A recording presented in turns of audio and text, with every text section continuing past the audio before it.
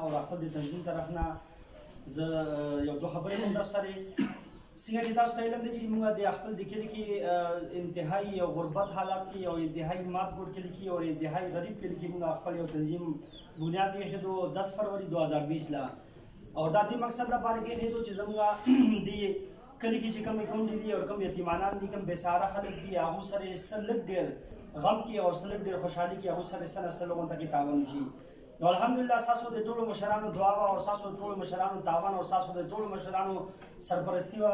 هغه نظام چې کوم دی هغه الله پاک داسې وچلو چې کوم زموږ امید و هغه ډېر وروستو پاتې شو او الله کریم موږ له هغې نتیجه ډېره مخکې راکړه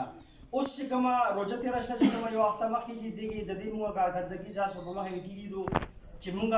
ډېر زیات خواهش وو چې موږ د روژې مبارکې میاشتې کې د حاجي صاحب حاکم حاجي صاحب کور نه واخله اسرائیل دا کوره پورې چې یو کور مو پاتې نه شي موږ د دې ټولو کورونو سره څه خدمت وکړو چونکې دا ټول مزدوده خلک دي او څوک هم داسې نشته دی چې هغه مثال کې دلته څه بینک منیجران یا مثال کې د هغو ساډې چلېږي یا څه ګاډي چلېږي دا ټول چې کوم دی دغه د دیاړي والا خلک دي ټول دغه خپل مزدوري کوي لیکن چونکې دومره زموږ وس نه و دومره زموږ طاقت نه و او دومره زموږ ګنجایش نه و مالي لحاظ سره نو بیا هم الحمدلله چې د روژې مبارکې میاشتې کې موږ تقریبا 2.5 لک روپو پیکج چې کوم دی خپل د دې علاقې غریبانانو او کونډو او یتیمانانو باندې تقسیم کړی دی دا ټول ستاسو یې محنت دی او دا ستاسو یې خوشحالي ده او ستاسو یې سوچ دی او ستاسو یې چې کوم دی هغه عزت دی او تاسو تمام مشرانو نه دا درخواست دی چې زموږ د تنظیم د تمام نوجوانانو لپاره خصوصي دعا کوئ الله کریم دې دوی له دغسې اتحاد او اتفاق نصیب کړي کومې موقع مته موږ راغلي یو چې دا ډېره یو مبارکه او ډېره د عظمت والا او ډېره د خوشحالي موقع ده او دا د انسان ژوند کې یو ځل راځي او څنګه چې انسان پیدایشي وشي او هغې نه وروستو د انسان چې کوم دی یو زندګي یو وخته پورې وي هغې نه وروستو بیا د انسان ځواني راشي او هغې نه وروستو چې کوم دی چې بیا به انسان باندې یو ذمواري راشي او د انسان په ژوند کې د انسان مخکینی زندگی لپاره خپل سفر لپاره چې کوم دی هغه بل کس انسان سره شامل شي نو هغه دا مبارکه موقع ده او دا د انسان ژوند کې بار بار نه راځي بلکې دا یو ځلې راځي دې وخت کې د انسان له خپل د خاندان چې کوم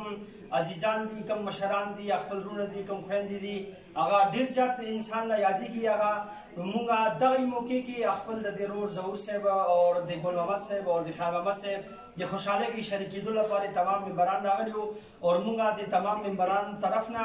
ستاسو ټولو خاندان ته او ستاسو ټول د خاندان معززینو ته او ستاسو د ټول خاندان ټولو مشرانو ته خپل طرف نه ډېر ډېر مبارکباد راکړو الله کریم دې ستاسو دا خوشحالي ستاسو دا نوې زندګي او ستاسو دا نوې ژوند چې کوم دی دې کې د الله کریم تاسو له ډېرې خوشحالۍ نصیب کړي او الله کریم دې تاسو ټول له اتحاد او اتفاق نصیب کړي اجتماع دوامت به دعا وکړو دو لپاره او خپل د تنظیم لپاره خپل د علاقې لپاره او هغې نه وروستو به انشاءالله بیا زموږ چې کوم تنظیم طرف نه ګفت تیار کړ دی ظهور خان لپاره هغه به انشاءالله زموږ صدر صاحب او زموږ د وینا راتلو والا فیروز صاحب چې کوم دی دا زموږ سرپرستان چې کوم دی هغه او دا نور نوجوانان چې کوم دي هغو به خپل لاسونو سره ظهور صاحب له چې کوم دی د هغه شان مطابق نه بلکې موږ خپل د غریبي مطابق چې کوم هغو لپاره یو ګفت تیار کړی دی هغه به راکړو دوامتې به دعا وکړو الله کریم دې دا خوشحالي قایم او دایم وساتي